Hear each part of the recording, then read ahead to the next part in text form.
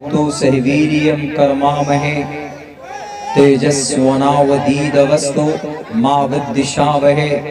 ब्रह्मानंतमनादि विश्वपूर्वजं सत्यं परं शाश्वतं विद्या यस्य सनातनी।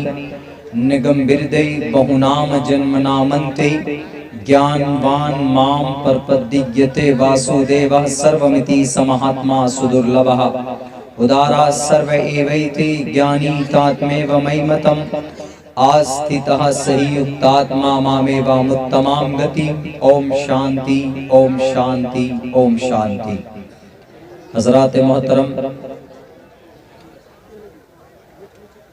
इस्लाह मुआशरा के उन्वान पर अज़ीमुश्शान इजलास आम तामीर मस्जिद के ताल्लुक से आज इस जलसे की ये दूसरा दिन, दूसरी रात की शुरुआती नशिस्त है। कल से आप लोग जलसा सुन रहे हैं, तकरीर सुन रहे हैं। आज भी आप लोग मुझसे पहले भी इलाके के मशहूर हजरत मौलाना ताजुद्दीन साहब की बड़ी कीमती बात आप लोगों ने समाअत की है, और मेरे बाद भी बहुत बड़ी बड़ी हस्ती, बड़े मुअज़्ज़ज़ उलमाए किराम, मुअतमद मुस्तनद उलमाए किराम का बयान होगा। खुसूसन हजरत मुफ्ती अलीमुद्दीन साहब का जो तशरीफ ला चुके हैं, मुफ्ती इनामुल बारी साहब का बड़ा कीमती बयान होता है, वो भी मौजूद हैं। और वहीं पर हमारे इलाके के, हमारे बहुत पुराने, मुझसे भी बहुत पहले जलसे की दुनिया में तकरीर करते हैं और बड़ी कीमती अच्छी बातें होती हैं। यहाँ पर स्टेज पर बैठे हुए हजरत मुफ्ती नुअमान साहब और शुआरा में से लखनऊ से आए हुए फैसल रशीदी साहब, सरफराज सुंबल साहब और भी बहुत सारे लोग यहाँ पर मौजूद हैं। उनका कलाम, उनका खिताब आप सुनेंगे। ज़्यादा वक्त नहीं लूँगा, हो सकता है कि मेरी तकरीर के फ़ौरन बाद अजान हो जाए, मुमकिन है। जो तरतीब बनेगी वो बताएंगे आपको नाजिम साहब, लेकिन मैं ज़्यादा वक्त के लिए नहीं आया हूँ, मुख्तसर वक्त देना चाहता हूँ।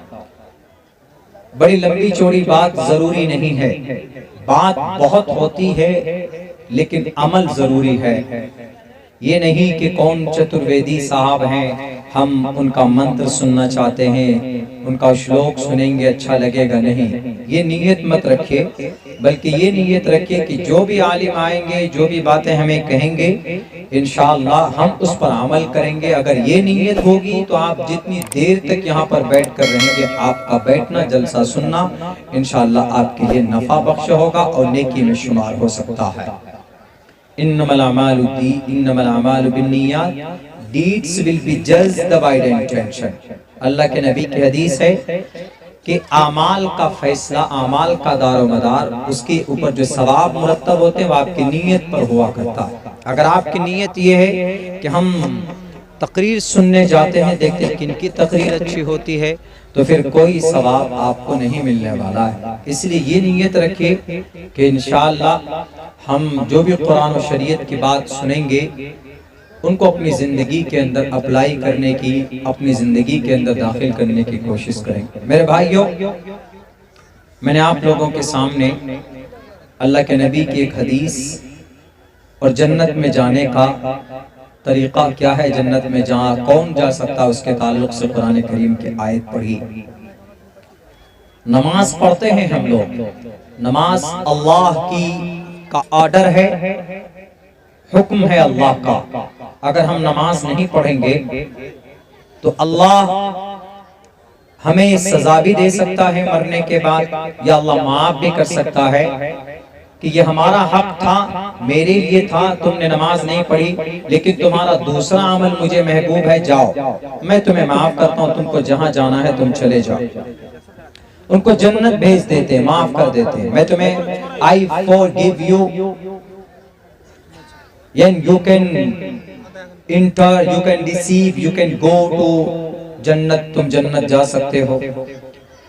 कुछ चीजें ऐसी है कि अल्लाह के लिए है, वो हम करते हैं अल्लाह के लिए, रोजा रखते हैं अल्लाह के लिए, अल्लाह का ऑर्डर है, ज़कात देते हैं अल्लाह का ऑर्डर है, हज करते हैं अल्लाह का फरमान है, अल्लाह का ऑर्डर है। लेकिन कुछ चीजें ऐसी होती है कि वह अल्लाह के लिए नहीं, अगर आप उसको करेंगे तो अल्लाह तबारक व तआला उसके बारे में नहीं सवाल करेगा, बल्कि आप दुनिया में अगर कर रहे हैं उसको तो मरने के बाद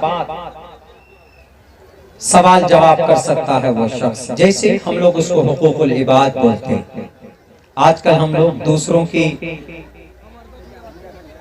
बेईमानी कर लेते, दूसरों से किसी की जमीन को हड़प लेते, किसी को गाली देते हैं।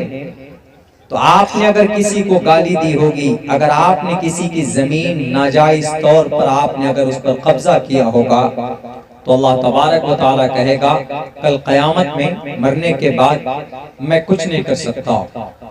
तुमने किसी की जमीन ली थी नाजायज तरीके पर, तुम मुखिया थे, तुम सरपंच थे, तुम एमएलए थे, तुम एमपी थे, तुम मंत्री थे, डंडे के जोर पर तुमने गरीब की जमीन हड़पी है ना।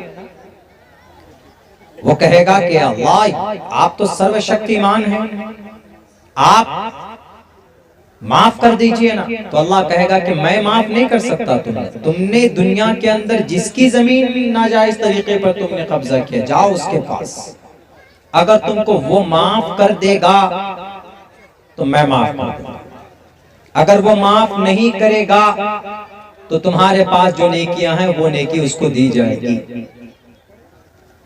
अल्लाह के नबी अलैहिस्सलाम ने सहाबा के बीच में एक मर्तबा फरमाया, एक सवाल किया कि मेरे सहाबा बताओ मनिल मुफलिस, मुफलिस कौन है, गरीब कमजोर कौन है। तो सहाबा-ए-किराम